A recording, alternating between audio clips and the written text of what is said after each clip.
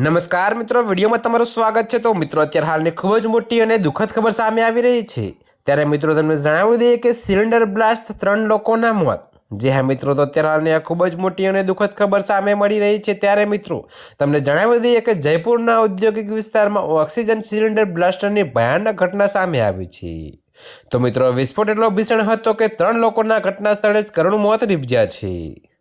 જો કે મિત્રો, અત્યારે હાલની આ ખૂબ જ મોટી ખબર છે। ત્યારે મિત્રો, જ્યારે અનેક લોકો ગંભીર રીતે ઘાયલ થયા છે।